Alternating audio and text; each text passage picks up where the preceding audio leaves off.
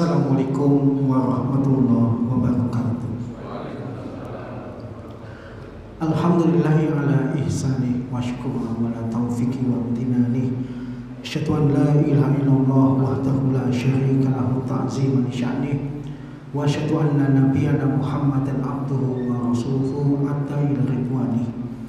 Allahumma sholli wa sallim wa barik alaihi wa ala alihi wa ashabihi wa ikhwani amma ba'd. Allahumma la sahla illa ma ja'altahu sahla wa anta taj'alul hazna idza syi'ta sahla. Allahumma inni a'udzubika min qalbin la yakhsha wa min du'ain la yusma wa min nafsin la tashba wa min ilmin la yanfa. Allahumma inni a'udzubika min haul akhbar. Alhamdulillah, pada kesempatan malam hari ini Allah Subhanahu wa taala pertemukan kita kembali dalam keadaan sehat walafiat dalam rangka melaksanakan kewajiban kita kepada Allah, yaitu beribadah. Bapak-bapak, ibu-ibu yang semoga dirahmati oleh Allah, kita lanjutkan kajian kita masih membahas tentang bab-bab yang berkaitan dengan sholat.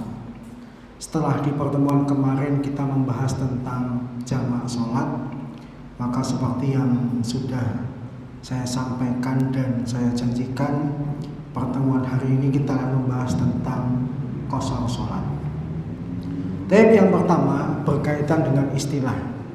Kata qashar sholat itu berambil dari kata qashara yaqsuru qashran, yang secara bahasa artinya meringkas atau mengurangi.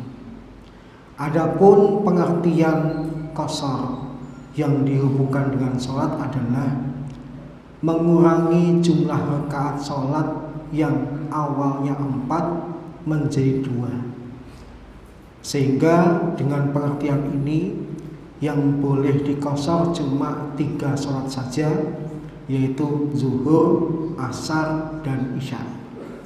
Sedangkan subuh dan maghrib karena jumlah aslinya kurang dari 4 rakaat, maka tidak boleh diqashar.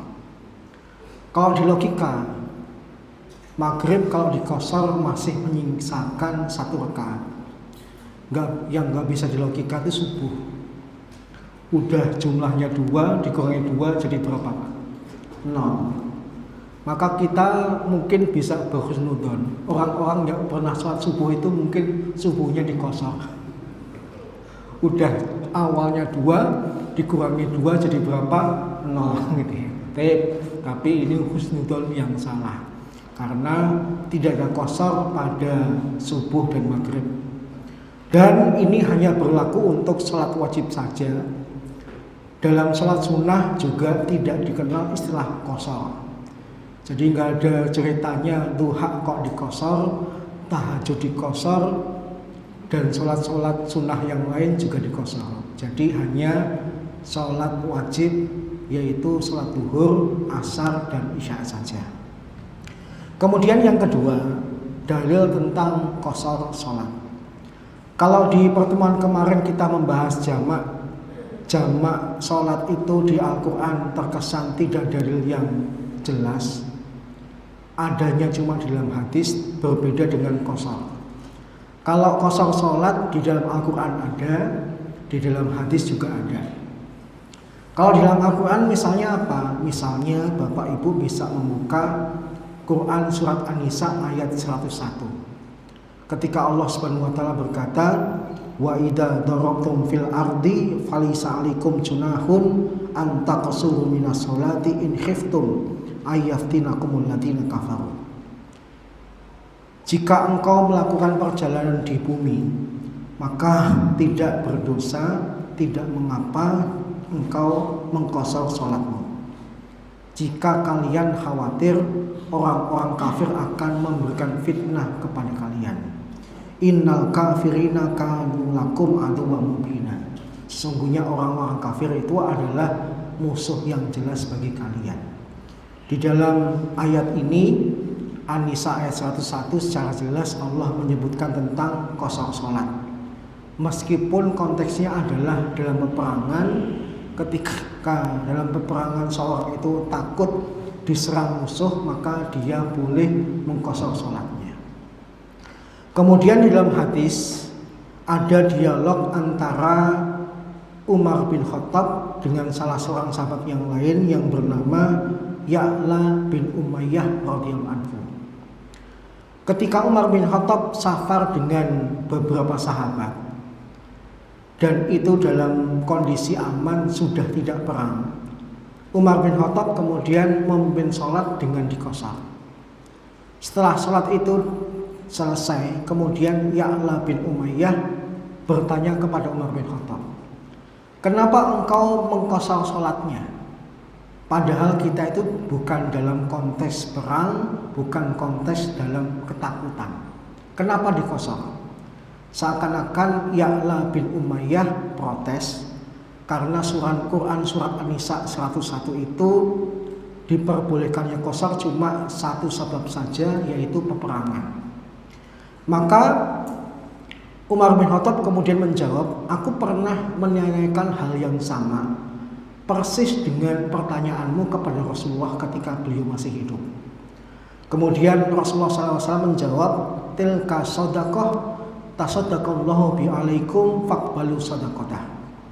Yang demikian itu adalah sedekah Allah kepada kalian, maka terimalah sedekahnya.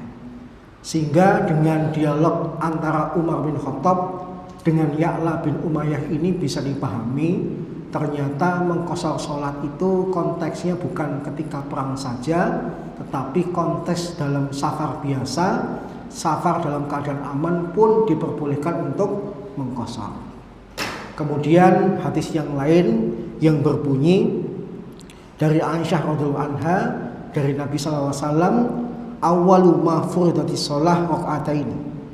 Dulu ketika sholat itu difardukan pertama kali, semuanya jumlahnya 2 rakaat. Subuh sampai isya itu 2 rakaat. Faqarat sholatus safar. Tapi kemudian ditetapkan yang 2 rakaat itu untuk ketika safar. Wa tamat sholatul hadar. Sedangkan yang tidak safar atau mungkin sholatnya menjadi 4 rakaat. Ini informasi yang umum, meskipun prakteknya sholat itu ada yang 2, 4, 4, 3, 4 gitu ya. Tetapi ada informasi dalam safar itu sholatnya cukup 2 rakaat. Di dalam Al-Quran ada dalilnya, An-Nisa 101, kemudian di dalam hadis riwayat Al-Bukhari dan Muslim yang telah saya sebutkan. Kemudian tentang status hukum mengkosor sholat, para ulama berbeda pendapat. Dalam kalangan madhab Hanafi, mengkosor sholat dalam perjalanan itu hukumnya wajib. Bukan cuma sunnah, bukan cuma boleh, tetapi wajib. Apa alasan madhab ini mengatakan wajib? Karena ada hadis yang lafalnya, "Faradallahu as-shalah ala lisani nabiyikum fil hadar 4 rakaat wa fis safar raka'ataini wa fil khauf raka'ah." Allah Subhanahu wa taala mewajibkan sholat melalui lisan nabi kalian, yaitu Nabi Muhammad SAW, ketika tidak safar 4 rakaat, ketika safar 2 rakaat, dan ketika keadaan takut 1 rakaat. Di dalam hadis ini ada lafal faradha yang artinya mewajibkan. Karena lafal hadisnya ada kata mewajibkan, maka madhab Hanafi menghukumi qasar salat itu hukumnya wajib. Kemudian madhab Maliki menganggap qasar salat itu bukan wajib tapi sunnah. Kalau diambil lebih bagus, tapi kalau tidak diambil tidak mengapa. Berdasarkan salah satu informasi dari seorang sahabat Abdullah bin Umar, yang Abdullah bin Umar pernah berkata, "Shahibtun Nabi sallallahu alaihi wasallam." Aku itu membersamai Nabi. Fakana la yazidu fi safar ala rakataini. Dan kalau beliau safar tidak pernah melebihi 2 rakaat. Wa Abu Bakar wa Umar Utsman kadalik. Demikian juga Abu Bakar, Umar dan Utsman semuanya kayak Nabi. Kalau dalam safar sholatnya tidak lebih dari 2 rakaat alias dikosor. Dan perkataan Abdullah bin Umar ini oleh madhab Maliki dianggap mengqashar sholat itu hukumnya sunnah. Kemudian sisanya madhab Syafi'i dan madhab Hambali. Untuk dua madhab ini unik, tidak mengatakan wajib, tidak mengatakan sunnah, tapi apa? Pilihan. Mau dipakai silahkan, enggak juga enggak apa-apa. Dipakai tidak ada tambahan dapat pahala. Ketika ditinggalkan juga enggak dikomentari terus gimana, alias terserah. Kenapa? Karena Rasulullah SAW ketika berkata kepada Umar berkata kepada Ya'la bin Umayyah, lafalnya sodaqoh tasadaqallahu biha alaikum faqbalu sodaqotah. Itu kemudian dipahami oleh Imam Syafi'i dan Imam Ahmad, berarti qashar sholat itu pilihan. Dan juga berkuat dengan riwayat Aisyah pernah cerita, suatu saat aku dan Nabi itu melakukan umroh di bulan Ramadan. Dalam perjalanan umroh itu orang-orang terbagi menjadi dua. Ada yang kayak Nabi tetap puasa dan sholatnya tidak diqashar, sedangkan aku dan sebagian yang lain membatalkan puasa dan sholatnya diqashar. Maka kemudian Aisyah tanya kepada Rasulullah sebagai suaminya dengan mengatakan, demi ibu dan ayahku, ya Rasulullah, dalam perjalanan ini Anda tetap puasa dan tidak mengqashar, sedangkan aku membatalkan puasa dan mengqashar. Mana yang lebih benar? Maka kemudian Rasulullah SAW memberikan jawaban yang tidak menyalahkan Aisyah, tapi mengatakan benar juga tidak terlalu jelas. Rasulullah kemudian cuma mengatakan, ahsanti ya Aisyah, yang kamu lakukan sudah bagus ya Aisyah. Sehingga informasi ini sekali lagi dipahami oleh madhab Syafi'i dan Hambali sebagai pilihan. Tidak mengatakan wajib, tidak mengatakan sunnah, terserah, diambil silahkan, enggak juga enggak apa-apa. Tip. Itu perbedaan pendapat para ulama terkait dengan hukum mengqashar sholat. Kemudian tentang apa sebab diperbolehkannya qashar. Kalau di pertemuan kemarin kita membahas tentang beberapa sebab menjamak sholat. Yang pertama apa Pak? Orang itu boleh menjamak sholat sebabnya apa? Yang para ulama sepakat haji. Yang kedua safar. Yang ketiga sakit. Yang ketiga sakit. Kemudian yang keempat ada keperluan lain yang sifatnya mendesak, dan yang kelima karena hujan. Jadi kalau untuk jamak, para ulama menyebutkan ada 5 sebab atau alasan kenapa boleh menjamak. Tapi berbeda dengan qashar, para ulama kebanyakan mengatakan sebab qashar cuma satu, yaitu apa? Safar. Sehingga kalau pakai pendapat jumhur ulama, bapak ibu kalau sedang sakit tidak boleh mengqashar, yang boleh cuma menjamak. Tapi kalau kemudian dalam bepergian, boleh dikumpulkan keduanya, dijamak boleh, diqashar juga boleh. Paham ya? Jadi kalau untuk qashar terkesan sebabnya lebih ringkas, cuma satu, yaitu safar atau perjalanan. Yang safar atau perjalanan itu sebagaimana kita bahas dalam masalah jamak, tidak serta-merta cuma ingin untuk bepergian. Harus ada beberapa syarat yang terpenuhi. Yang pertama apa? Niat. Niat safar itu apa? Bukan cuma asal-asalan pindah atau pergi, tapi dari awal memang diniatkan untuk melakukan perjalanan jauh. Maka meskipun dohirnya pindah dari satu tempat ke tempat yang lain jaraknya jauh, tapi kalau tidak diniatkan tidak menjadi musafir. Seperti apa?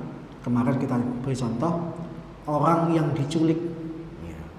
Bapak diculik dari Solo Jakarta, panjang jauh. Apakah kemudian ketika Bapak di Jakarta statusnya musafir? Tidak. Karena Bapak tidak ada niatan untuk diculik dengan perjalanan yang jauh. Kemudian yang kedua, jaraknya. Ada jarak minimal seorang itu kemudian dikatakan musafir atau safar. Yang pertama, menurut jumhur ulama, berapa Pak jaraknya? 4 burud atau 16 farsah, yang kalau dikonversikan ke kilometer dalam kitab Bidayatul Mujtahid wa Nihayatul Muqtasid karya Ibnu Rushd sekitar 88,704 km. Yang kemarin kalau kita bulatkan ke atas sedikit berarti 89.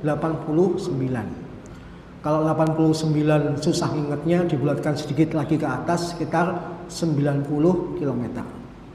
Nah berarti menurut jumhur ulama jarak safarnya minimal 89 km. Kalau kurang belum boleh safar. Tetapi ada pendapat lain dari pendapat Abu Hanifah dan ulama Kufah. Kalau Abu Hanifah dan ulama Kufah itu menyebut jarak minimal safar itu tidak dalam bentuk burud, tidak dalam bentuk farsah atau dikonversi dengan kilometer, tapi mereka istilahkan dengan 3 hari perjalanan. Kenapa istihadnya Abu Hanifah dan ulama Kufah minimalnya 3 hari perjalanan? Karena ada beberapa hadis Nabi yang berkaitan dengan safar dihubungkan dengan 3 hari perjalanan. Misalnya hadis tentang mengusap khuf, mengusap sepatu. Kapan seseorang statusnya musafir? Nanti kalau wudhu bagian kaki atau sepatunya cukup diusap saja kalau perjalanannya itu 3 hari. Kemudian hadis tentang wanita tidak boleh safar sendirian, tidak disertai dengan mahramnya kalau jarak safarnya itu 3 hari 3 malam. Maka istilah dalam hadis ini yang menyebutkan 3 hari dijadikan pilihan dan ketetapan oleh madhab Abu Hanifah dan ulama-ulama Kufah. Jarak perjalanannya adalah 3 hari. 3 hari itu rinciannya. Orang-orang Arab kalau melakukan perjalanan meskipun sebutannya 3 hari, tapi prakteknya kalau perjalanan cuma pas siang, nanti malam tidur. Jadi jangan dibayangkan orang Arab kalau melakukan perjalanan 24 jam, enggak. Siangnya perjalanan, nanti kalau sudah waktu malam istirahat. Kenapa istirahat? Yang pertama, bagaimanapun perjalanan itu capek, butuh istirahat. Yang kedua, kalau perjalanan di waktu malam itu berisiko. Risiko apa? Risiko minimal binatang buas, ya, yang baru beraktivitas di waktu malam. Kemudian yang ketiga, malam tidak seterang siang. Mereka juga kadang-kadang kalau malam mendung, tidak ada cahaya sama sekali, maka menyulitkan kalau melanjutkan perjalanan. Sehingga prakteknya meskipun menyebutnya hari, tapi sebenarnya orang Arab itu kalau melakukan perjalanan cuma di waktu siang. Ketika matahari terbit sampai nanti terbenam, setelah terbenam istirahat. Ini pendapat Abu Hanifah dan ulama Kufah. Pendapat lain yaitu disampaikan oleh Abu Dawud Az-Zahiri dengan madhab zuhrinya dan didukung oleh beberapa ulama yang lain. Kata mereka, tidak ada jarak minimal untuk safar. Mereka menemukan beberapa dalil yang mereka duga dalil ini menunjukkan Nabi tidak punya syarat tertentu untuk melakukan qasar. Misalnya hadis yang diriwayatkan oleh Muslim, inna Rasulullah SAW kana idza kharaja masirata salasati amyalin aw salasati farasih sholat rakaatain. Bahwasanya Rasulullah SAW kalau bepergian dan sudah menempuh 3 mil atau 3 farsah, maka beliau sholat 2 rakaat. Kemudian masih dalam hadis riwayat Muslim juga, seorang sahabat yang bernama Abdullah bin Umar berkata, "Sholaitu dhuhra ma'a Rasulullah SAW bil Madinah arba'an." Aku itu pernah sholat duhur bersama Nabi di Madinah 4 rakaat. Wa sholaitu ma'ahu al-asra bidil khulaifah rakaatain. Kemudian aku sholat asar bersama beliau di Dil Khulaifah 2 rakaat. Jarak antara Masjid Nabawi dengan Dil Khulaifah yang sekarang disebut dengan Bir Ali itu berapa? Bapak yang pernah haji atau umrah, saya tanya berapa Pak? Berapa kilo? Ya ngitungnya memang beda-beda ya. Ada yang mengatakan jaraknya cuma 9 kilo. Tapi kalau pakai belok-beloknya, pakai rute utama, jaraknya 12 kilo. Artinya tidak sampai 88,704. Hadis ini yang saya sampaikan dua-duanya sahih. Tetapi kata para ulama, cara Abu Dawud Az-Zahiri memahaminya salah. Yang salah di mana? Tetap jarak minimal Rasulullah pergi itu adalah 4 burud atau 16 farsah, 88,704 km. Tapi Nabi mulai mengqashar sholatnya pada jarak kurang dari itu. Paham ya? Mengqasharnya tidak harus sampai tujuan, tapi di tengah-tengah perjalanan beliau sudah mengqashar. Paham ya? Pemahaman yang benar adalah yang disampaikan para ulama, sedangkan pemahaman Abu Dawud Az-Zahiri hadisnya sahih tapi cara memahaminya salah. Jadi gambarannya, Bapak mau ke Semarang itu kan 90 km. Tapi baru sampai Boyolali kota itu sudah mengqashar, boleh. Paham ya? Bukan karena akhirnya jarak 3 km itu dikatakan safar. Tetap safarnya Nabi adalah ke 4 burud atau 16 farsah, tapi beliau kemudian mulai mengqashar ketika jarak kurang dari itu. Baik, gitu ya. Sehingga pembahasan tentang jarak sekali lagi lebih amannya Bapak Ibu pakai pendapat jumhur ulama. Kemudian yang ketiga sama, safar yang Bapak Ibu lakukan adalah safar yang sifatnya mubah, bukan untuk kemaksiatan. Sehingga kalau ada orang safar tapi niat safarnya buruk atau berbuat dosa, kata Imam Malik sholatnya nggak sah. Yang mengatakan sah cuma satu, yaitu Abu Hanifah. Kemudian yang keempat, Bapak Ibu dikatakan safar kapan? Kalau Bapak dan Ibu sudah keluar dari rumah alias melewati batas tempat tinggal. Nabi itu kata para sahabat dikatakan safar kapan? Kalau sudah melewati gerbang kota Madinah. Jadi dulu di zaman Nabi, kota Madinah itu ada batasnya, ada tandanya. Kapan seseorang dikatakan masuk dan kapan dikatakan keluar. Dan Nabi itu disimpulkan para sahabat, beliau bepergian kalau kemudian lewatin pagar itu, lewatin gerbang itu. Bukan kemudian seperti sebagian besar masyarakat masih di rumah kok kemudian menjamak atau bahkan mengqashar. Pergi aja belum, masih mukim tapi kemudian menjamak dan mengqashar, maka itu dipandang oleh para ulama pemahaman yang salah. Kemudian yang kelima, Bapak Ibu dikatakan safar kapan? Kalau Bapak Ibu punya tujuan yang pasti, maka hindari kalau ngomong dengan keluarga jalan-jalan gitu ya. Jalan-jalan cuma disebut, tapi kemudian tiba-tiba sampai ke Semarang, maka Bapak Ibu tidak bisa dikatakan safar. Kenapa? Karena nggak diniatin dari awal. Kalau memang tujuannya adalah ke Semarang, ngomong kita jalan-jalan yuk ke Semarang. Ketika dikonversi ternyata jaraknya sudah memenuhi jarak safar, maka Bapak dan Ibu dipersilakan untuk menjamak bahkan juga mengkosor karena syarat safar terpenuhi. Kemudian pembahasan terakhir adalah kapan status atau bapak ibu tidak diperbolehkan untuk mengkosor sholat lagi. Yang pertama, para ulama sepakat seseorang itu tidak boleh mengkosor kalau dia sudah sampai di rumahnya. Ya karena safar itu kan identik bepergian.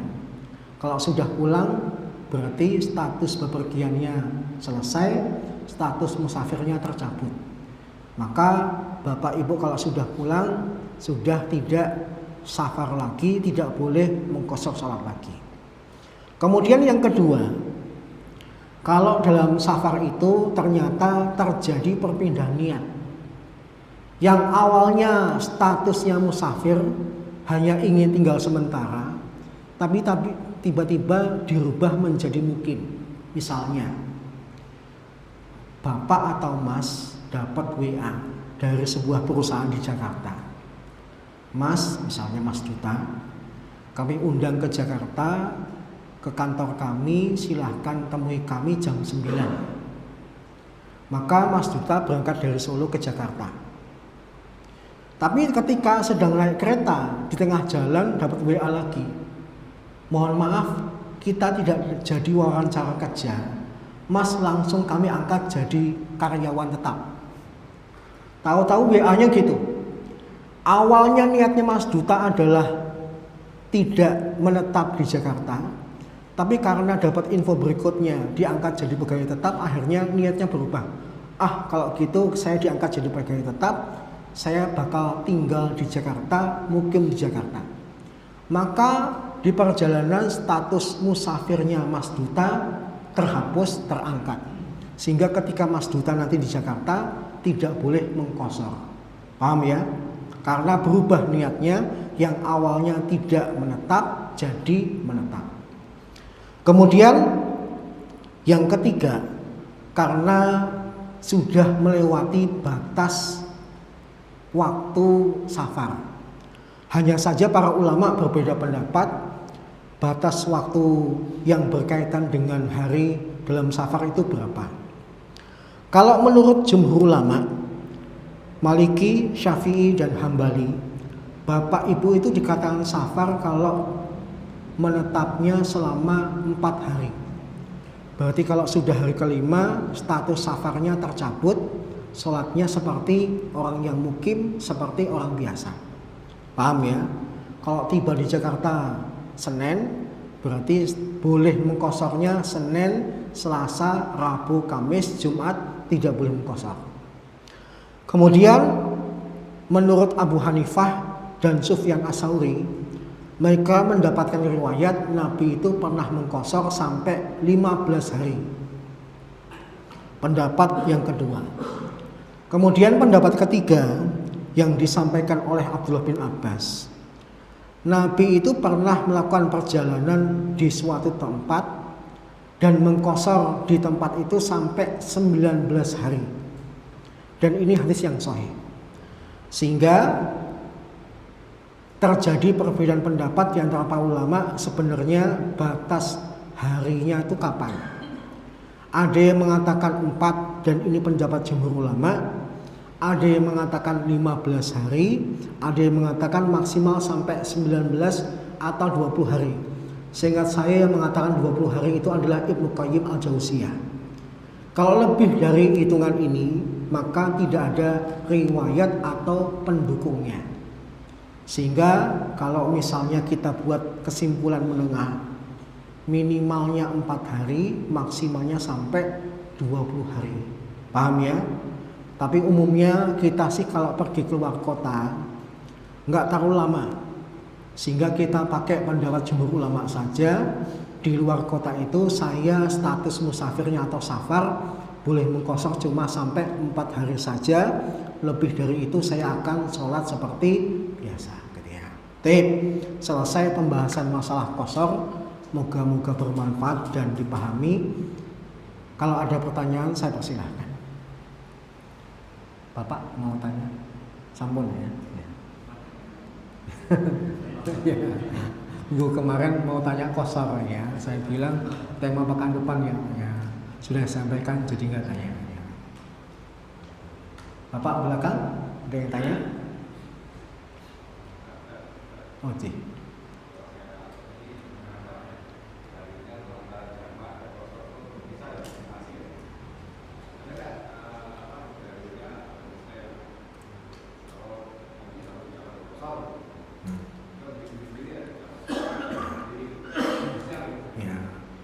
Hadis yang mengumpulkan tentang jamak qashar cuma satu ya, ketika Nabi haji. Sedangkan ketika Nabi tidak berhaji, hadisnya terpisah. Ada yang bicara tentang jamak saja, ada yang bicara qashar saja. Meskipun nanti ketika para ulama beristihad, ada yang mengatakan Nabi menggabungkan.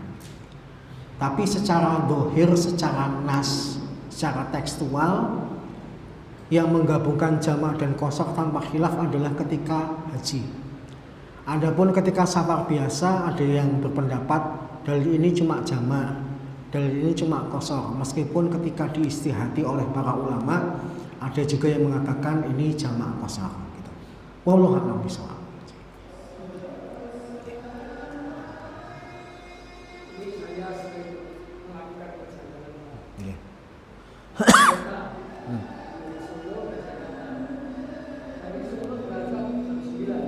Pagi. 9 pagi. Jelas perjalanan kurang lebih sampai di Jakarta sudah masuk waktu asar. Kita bisa tanya kalau kita jamak asar setelah sampai Jakarta. Kemudian saya sering membayangkan jamak dan qashar antara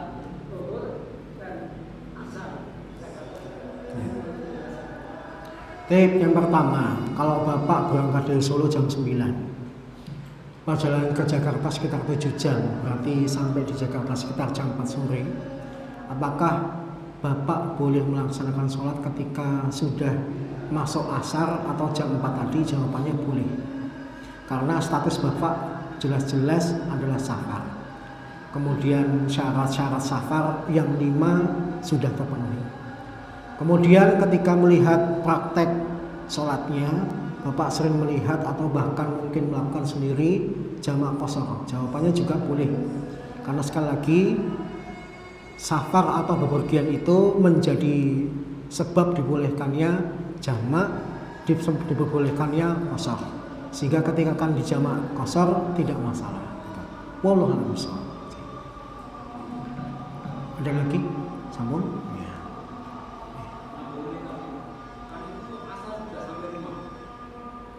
Asar sampai rumah.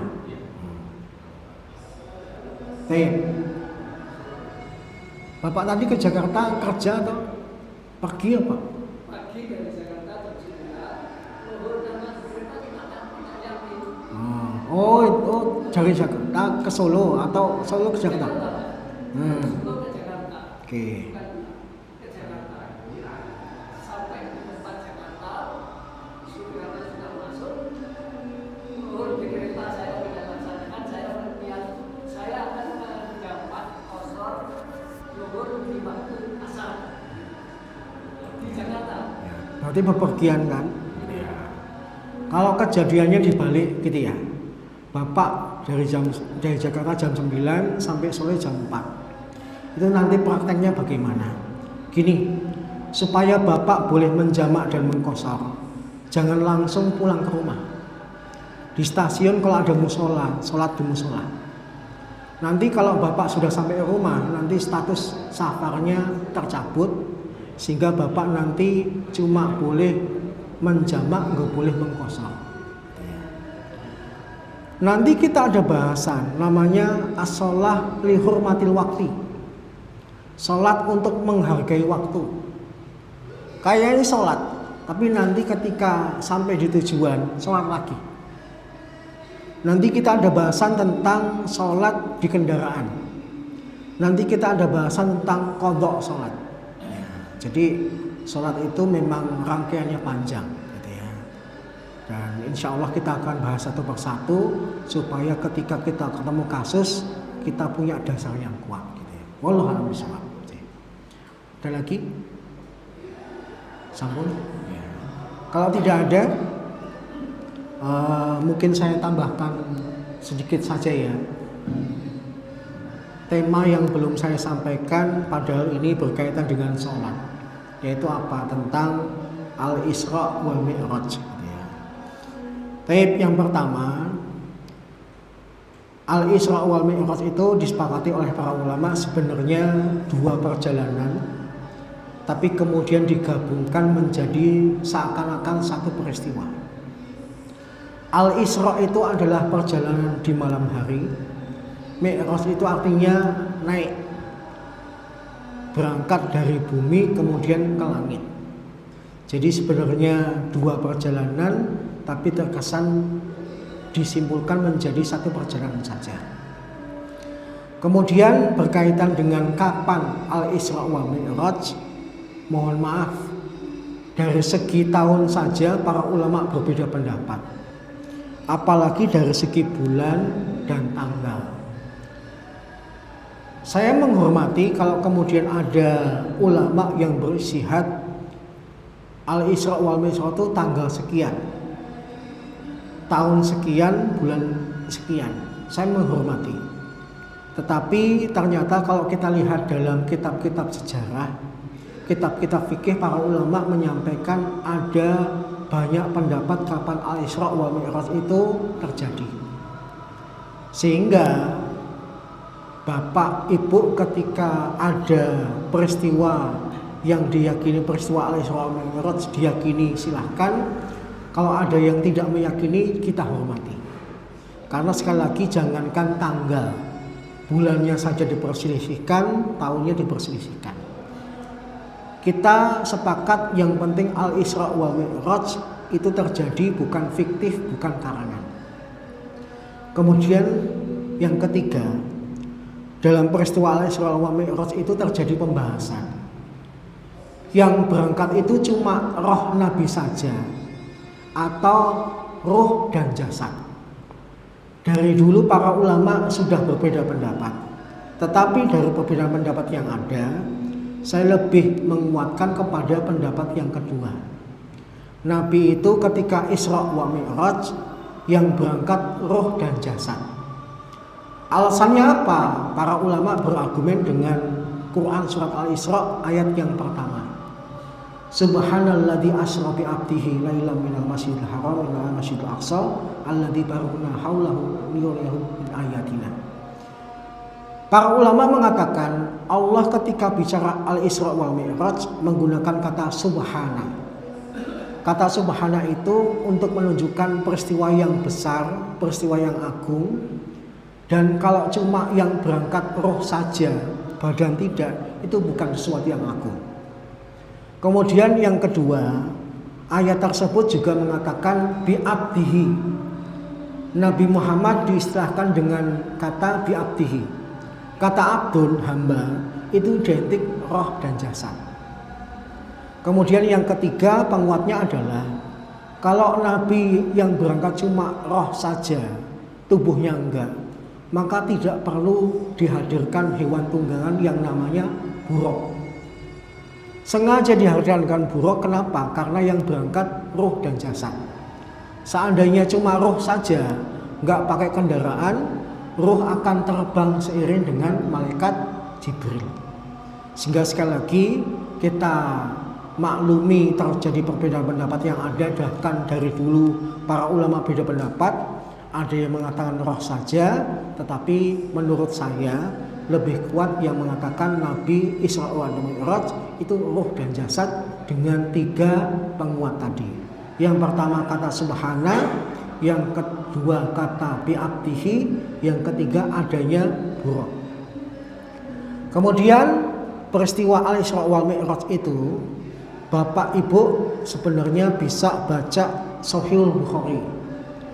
Di dalam Sahih Bukhari itu ada sebuah riwayat yang disampaikan oleh seorang sahabat yang bernama Malik bin Sa'sa'ah dari Anas bin Malik radhiyallahu anhu. Sebenarnya saksi sejarah tentang Al-Isra wal Mi'raj itu beberapa sahabat. Bahkan ada ulama yang mengatakan banyak sahabat, bahkan mutawatir. Tetapi kalau ingin melihat riwayat yang cukup lengkap, cari riwayat yang disampaikan oleh Malik bin Sa'sa'ah, disampaikan kepada Anas bin Malik, kemudian sampai kepada Al-Bukhari, kemudian kita membacanya. Dalam riwayat itu dimulai ketika Nabi sedang berada di Hijr, atau sebutannya dalam hadis itu Al-Hatim. Al-Hatim itu adalah sebuah lokasi yang dekat dengan Ka'bah. Tiba-tiba Nabi Muhammad SAW didatangi oleh dua malaikat, yang kemudian dua malaikat ini membedah dada Nabi. Dan sebagaimana kita ketahui, setidaknya Nabi Muhammad itu pernah dibedah dadanya 2 kali. Yang pertama ketika Nabi masih kecil, ketika masih diasuh oleh Halimah As-Sa'diyah. Tujuannya apa? Para ulama mengatakan tujuan Nabi Muhammad kecil dibelah dadanya adalah supaya tidak diganggu oleh setan.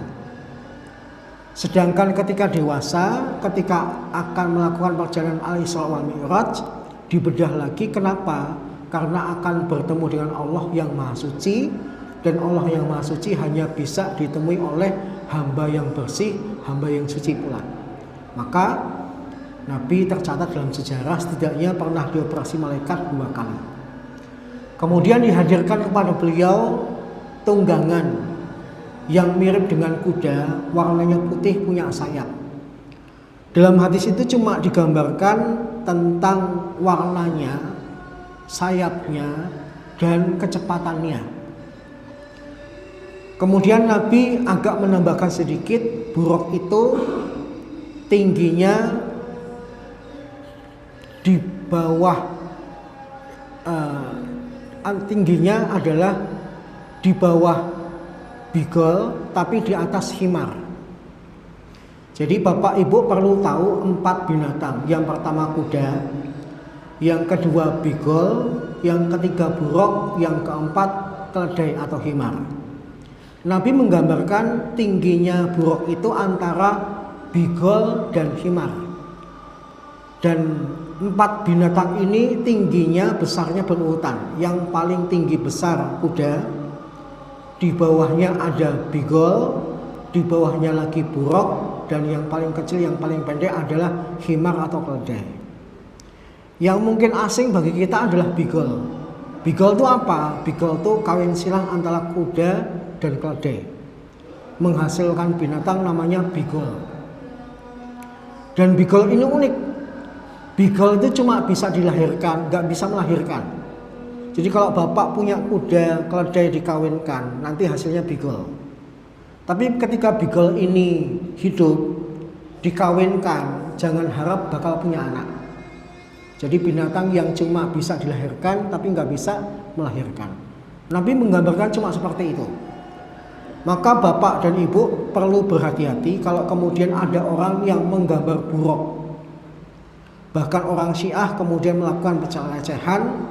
Buruk itu kemudian digambar dengan kepala wanita. Bahkan Nabi Muhammad juga digambar. Kalau orang-orang ke Iran itu bakal banyak menemukan lukisan-lukisan yang menggambarkan peristiwa Mi'raj Nabi. Nabi Muhammad digambar, buruknya digambar dengan kepala wanita. Kata para ulama Ahlussunnah, ada sisipan penghinaan dari lukisan ini. Kenapa kok kemudian kepala buruk itu digambar orang Syiah sebagai gambar perempuan? Seakan-akan ingin menggiring pendapat kalau Nabi Muhammad itu doyan wanita. Paham ya? Penghinaan atau memuliakan? Penghinaan.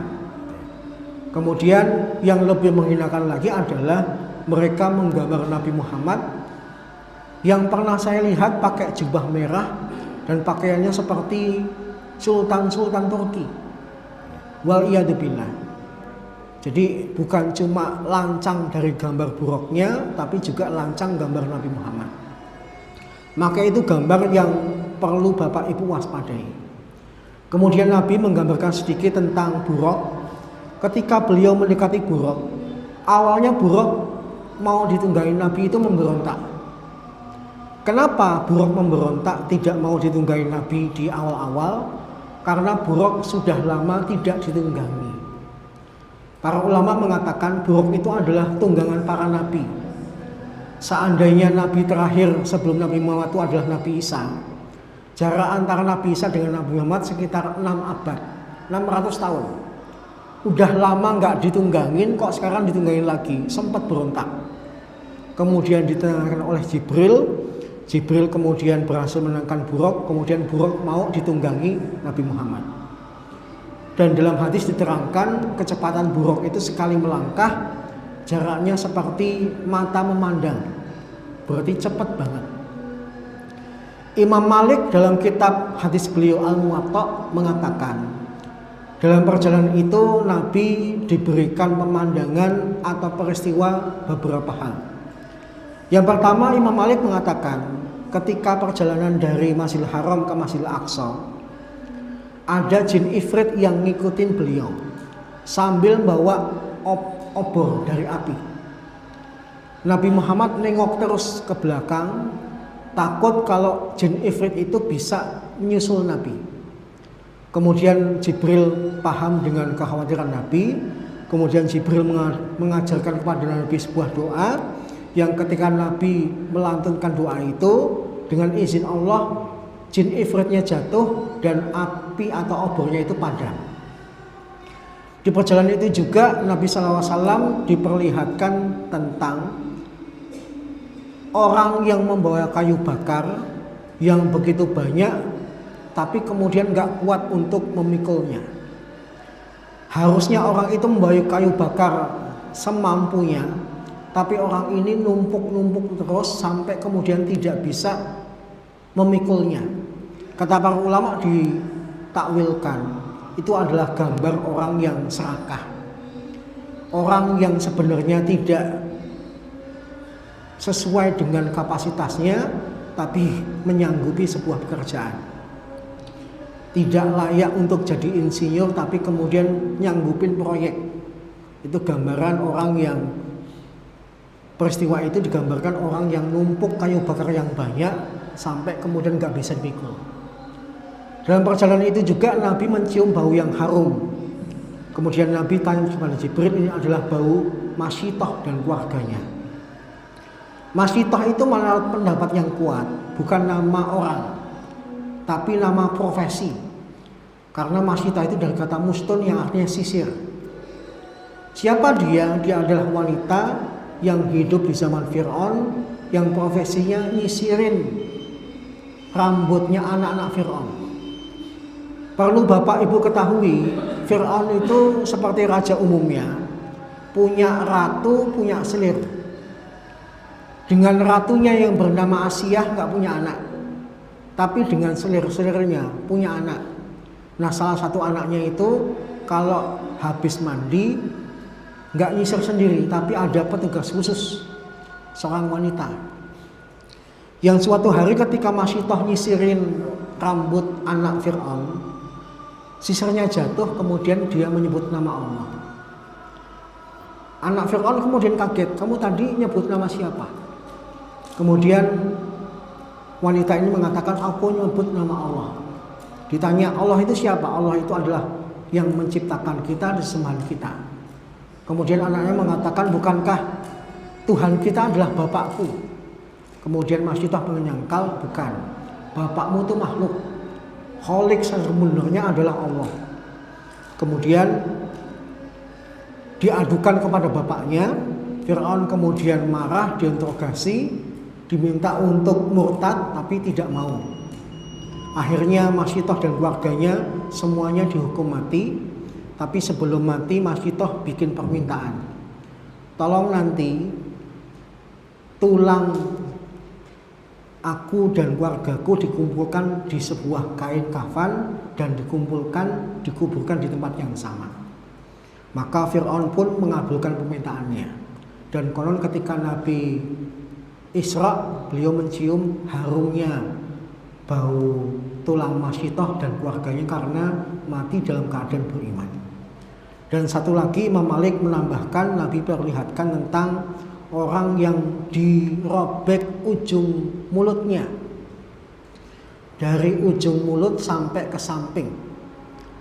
Kata para ulama, takwilnya adalah itulah orang yang sembarangan ngomong, tapi tidak didasari dengan dalil yang kuat. Sehingga dengan hadis ini saya mengingatkan kepada saya pribadi maupun bapak-bapak, ibu-ibu, ketika kita berbicara pastikan bicara kita itu ada dasarnya dan dapat dipertanggungjawabkan.